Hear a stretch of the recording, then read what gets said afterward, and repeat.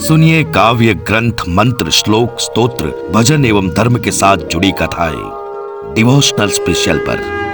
वास्तव में भगवान है। सब्सक्राइब करें डिवोशनल स्पेशल।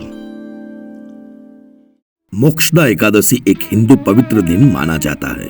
इस दिन व्रत के फल में मनुष्य को मोक्ष की प्राप्ति होती है, जिसके लिए मनुष्य जन्म जन्मांतर प्रतीक्षा करता है।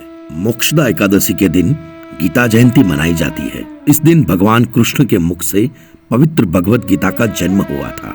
मोक्षदा एकादशी का सार भगवान श्री कृष्ण ने स्वयं अर्जुन से कहा था। इस पवित्र दिन की कहानी भगवान के मुख से ही उद्धृत हुई थी। इस व्रत का उद्देश्य पितरों को मुक्ति दिलाना है। इससे मनुष्य के पूर्वजों को मोक्ष मिलता है। उनके कर्मों एवं बंधनों से उन्हें मुक्ति मिलती है।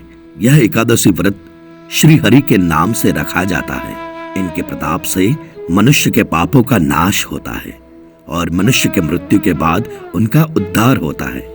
चंपा नगरी में एक प्रतापी राजा वैखासन रहा करते थे। उन्हें संपूर्ण वेदों का ज्ञान था। बहुत प्रतापी एवं धार्मिक राजा थे। कई प्रकांड ब्राह्मण उसके राज्य में निवास करते थे। एक दिन राजा को स्वप्न दिखा, जिसमें उनके पिता नरक की यातनाएं झेलते दिखाई दिए। ऐसा स्वप्न देखने के बाद राजा बेचैन हो उठे और सुबह होते ही उसने अपनी पत्नी से अपने स्वप्न का विस्तार से बखान किया। राजा ने यह भी कहा कि इस दुख के कारण मेरा चित्त कहीं नहीं लग रहा। मैं इस धरती पर संपूर्ण ऐशो आराम में हूँ और मेरे पिता कष्ट में हैं। यह जानने के बाद से मेरा भी शरीर दुर्लभ सा हो चुका है। कृपा कर मुझे इसका कोई हल बताए। पत्नी ने कहा कि महाराज, आपको आश्रम में जाना चाहिए। राजा आश्रम गए। वहां कई सिद्ध गुरु थे। सभी अपनी तपस्या में लीन थे। महाराज पर्वत मुनि के पास गए, उन्हें प्रणाम किया और समीप बैठे। पर्वत मुनि ने मुस्कुराकर आने का कारण पूछा। राजा अत्यंत दुखी थे। उनकी आंखों से अश्रु की धार बह रही थी।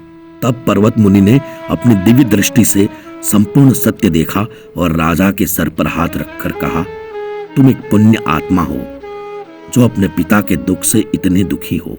तुम्हारे पिता को उनके कर्मों का फल मिल रहा है।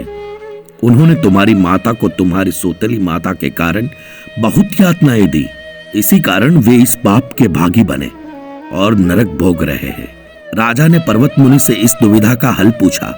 इस पर मुनि ने उन्हें मोक्षदा एकादशी व्रत पालन करने एवं इसका फल अपने पिता को देने के लिए कहा। राजा ने विधि पूर्वक अपने कुटुंब के साथ व्रत का पालन किया और इस व्रत का फल अपने पिता के नाम से छोड़ दिया, जिस कारण उनके पिता के कष्ट दूर हुए और उन्होंने अपने पुत्र को आशीर्वाद दिया। इस प्रकार इस व्रत के पालन से पितरों के कष्टों का निवारण होता है। डिवोशनल स्पेशल से सारी अपडेट पाने के लिए बेल आइकन दबाइए।